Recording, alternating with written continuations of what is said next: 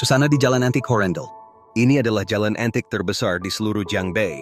Banyak pecinta barang antik akan datang ke sini untuk berbelanja harta karun. Ada kios di kedua sisi jalan. Di tempat ini hampir tidak ada barang yang tidak bisa dibeli. Namun keasliannya tergantung pada kemampuan Anda sendiri.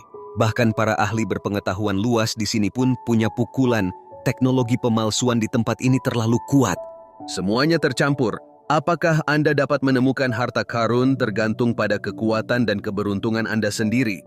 David belum pernah ke tempat seperti itu sebelumnya. Dan sekarang, melihat berbagai hal yang mempesona, dia merasa sedikit penasaran. Melihat David seperti ini, banyak pemilik warung yang menunjukkan kegembiraan di wajahnya. Ini jelas merupakan pemuda yang terkejut. Ini adalah pertama kalinya datang ke sini. Orang-orang seperti itu sebaiknya berbohong. Adik, kamu mau apa? Aku punya semuanya di sini, dijamin asli. Seorang pemilik warung yang berminyak dan gemuk menggendong David dengan senyuman hangat di wajahnya, lalu berkata di telinga David, "Saya beritahu Anda, barang-barang ini telah saya gali dari dalam tanah dan telah ada selama ribuan tahun. Sejarahnya, kalau beli dijamin harganya 2 kali lipat." David melirik ke arah pemilik warung pria gendut itu. Kios itu panjangnya hanya 2 meter dan ada lebih dari selusin barang berserakan. Mereka tampak sangat tua dan beberapa perunggu ditutupi dengan patina. Melihat David memandangi kiosnya, pemilik warung gendut itu semakin antusias. "Adik, kamu bisa memilih apa saja yang kamu suka dan lihat yang mana yang kamu suka. Karena saya punya pasien di rumah, saya ingin sekali menjual barang-barang ini. Kalau tidak, saya tidak akan menjualnya." Kain wol.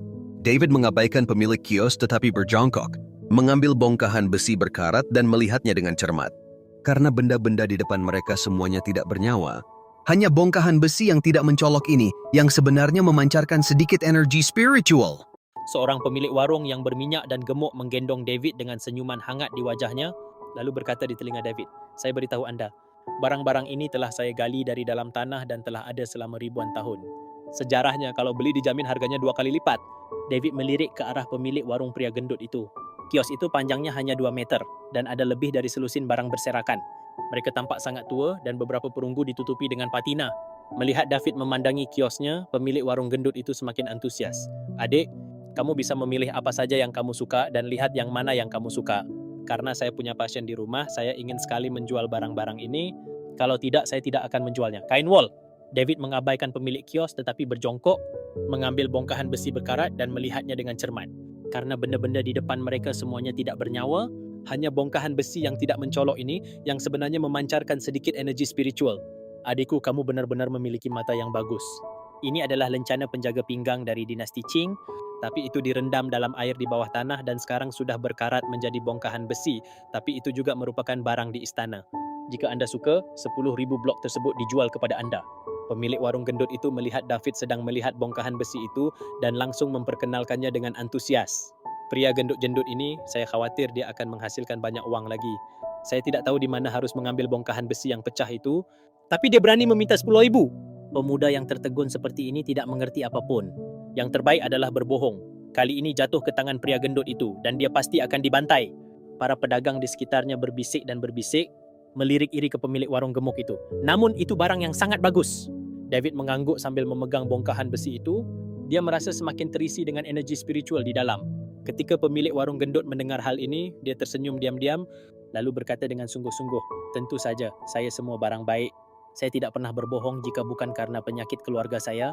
Saya tidak akan menjualnya seharga 10.000. Nah, ini semua kekasihku," kata pemilik warung gendut itu, matanya merah bahkan dia menitikkan air mata. David melihat kemampuan akting yang buruk dari pemilik warung gemuk itu dan tersenyum dingin di dalam hatinya. 10.000, aku menginginkannya, aku akan mentransfer uangnya kepadamu." David tidak ragu-ragu, dia mengeluarkan ponselnya dan bersiap untuk mentransfer uang. Mendengar hal itu, pemilik warung gendut langsung bersorak kegirangan, mengambil kod QR dan berkata, "Adik memang menyegarkan, tapi ada satu hal yang perlu saya perjelas, hal ini tidak akan hilang, kamu bisa berhenti mencarinya sebentar.